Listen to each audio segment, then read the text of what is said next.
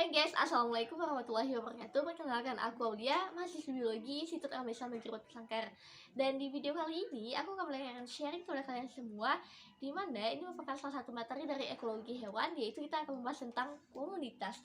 Nah, apa sih itu komunitas? So, check it out ya.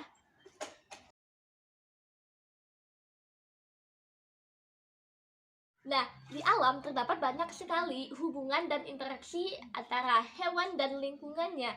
Dan hubungan ini akan membentuk suatu kompleks yang hierarki, atau di mana hewan tersebut akan membentuk suatu kelompok sehingga terbentuklah dari suatu individu, populasi, sehingga tercapailah komunitas.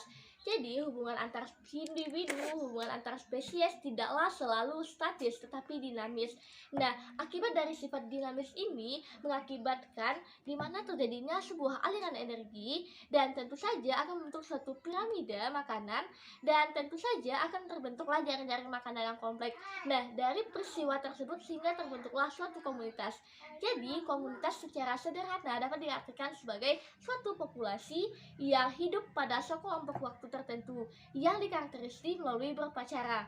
Nah, komunitas ini berdasarkan levelnya ada 3 tahapan. Yang pertama yaitu ada diversitas. Nah, diversitas ini merupakan jumlah spesies dalam komunitas. Yang kedua itu ada kelimpahan relatif, di mana kelimpahan relatif spesies atau semua atau seluruh dari kelimpahan relatif dalam suatu kelompok dari si komunitas. Dan yang ketiga yaitu ada stabilitas, yaitu ukuran populasi dalam satu spesies. Jadi level dari komunitasnya ada 3, ada diversitas, kelimpahan relatif, dan tentu saja ada stabilitas. Nah, habis itu hubungan antara populasi dan komunitas ini tidaklah selalu berjalan mulus sebagaimana aku bilang tadi, sehingga akan ada berupa yang negatif, ada hubungan yang positif, dan tentu saja ada hubungan yang netral. Lalu apa aja itu? Yuk kita simak. Kita masuk dulu ke komunitas yang tidak memiliki hubungan sama sekali atau tidak ada pengaruh, yaitu ada hubungan netral. Nah, sebenarnya di dalam ekosistem ini tidak ada hubungan yang benar-benar 100% netral.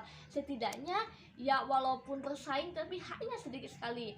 Misalnya untuk memperebutkan oksigen, terus proses fotosintesis. Jadi contoh dari hubungan netral ini adalah yaitu pohon dengan jarak 1 meter yang memperebutkan oksigen, terus fotosintesis cahaya matahari. Jadi untuk yang netral tidak nampak sekali bagaimana perubahan-perubahan yang dihadapinya.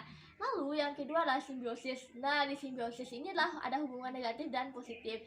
Simbiosis ini dapat kita artikan sebagai hubungan atau interaksi antara makhluk hidup yang tidak dapat dipisahkan. Ya, secara itu sudah qadarullah juga ya.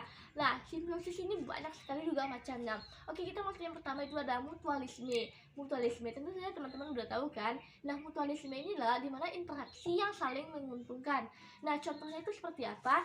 Ada seperti simbiosis lichen dan fungi. Lalu juga ada simbiosis yaitu bakteri falsifikasi nitrogen pada akar dengan si rhizobium.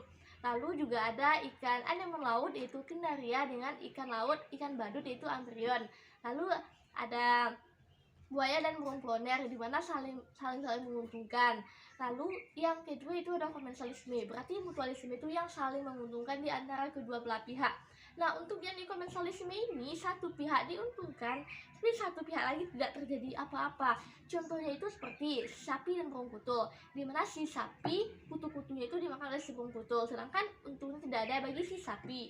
Lalu yang kedua itu ada ikan hiu dan ikan remora, di mana sisa-sisa makanan dari ikan hiu dimakan oleh si ikan remora, tidak ada kan untungnya bagi si hiu. Lalu yang ketiga yaitu ada bulu babi si urchin yaitu dengan si ikan gobi, di mana pada saat terjadi goncangan dia akan berlindung kepada si bulu babi. Nah, itu dia konsep dari mutualisme. Lalu yang ketiga itu ada parasitisme. Tentunya kita udah tahu bahwa kalau parasitisme ini adalah salah satunya dirugikan. Contohnya putri benalu dengan inangnya. Lalu juga ada seperti parasit nematoda. Jadi pihak yang rugi kan disebut dengan inang, sedangkan pihak yang dirinya membuat kerugian itu disebut dengan parasit. Nah, jadi yang keempat itu ada amensalisme, yaitu satu pihak dirugikan, yang satu pihak lagi tidak diuntungkan dan tidak dirugikan.